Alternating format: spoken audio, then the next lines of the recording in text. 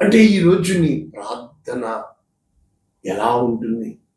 ఏ విధంగా ఉంటుంది? ఎంతకాలం అలవాటైపోయిన ప్రార్థనలు, ఎంతకాలం నిలదీసే ప్రార్థనలు, ఎంతకాలం నన్ను దీవించు అనే ప్రార్థనలు, ఎంతకాలం తల్లి తండ్రి నీవే అని అనాథ ప్రార్థన. వద్దు, నిర్ణయం తీసుకో. దేవుని కోసం నిలబడు. నువ్వు ప్రార్థన చేస్తే తాగుబోతులు మారాలా, నువ్వు ప్రార్థన చేస్తే తిరుగుబోతులు మారాలా, నువ్వు ప్రార్థన చేస్తే అకమాలు పడడం కాదు, మోసం చేస్తున్న వారు దగా చేయకుండా వారి హృదయాలలో భయము దేవుడు పుట్టించాలా. నీవు ప్రార్థన చేస్తే ఏమంటున్నాడు తెలుసా?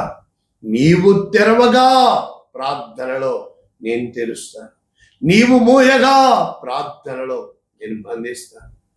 నీకు నా సమస్తము ఇస్తున్నాను, దానికి తాళం చెవి నీ ప్రార్థన.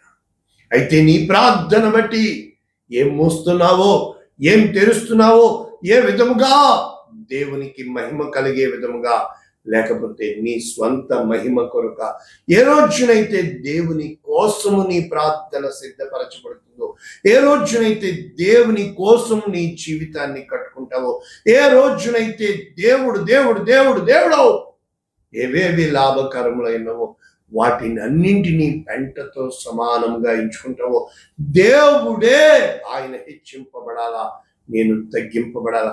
ఆయన నడిపించే మార్గములో నిందలు, అవమానాలు, బాధలు, బంధువులు అన్నీ ఉంటాయి. తృణీకరింపబడిన వాడిగా, విసర్జింపబడిన వాడిగా, నరుల చేత అసహ్యుడిగా దేవుడు నిన్ను ఆ విధముగా ప్రజల ముందు నిలబెడతాడు.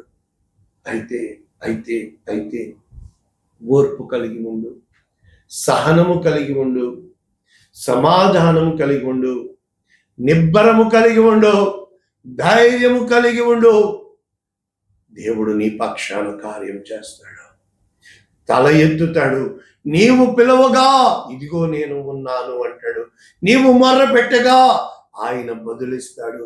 నీవు చేతులు చాపగా ఆయన సంతోషిస్తాడు.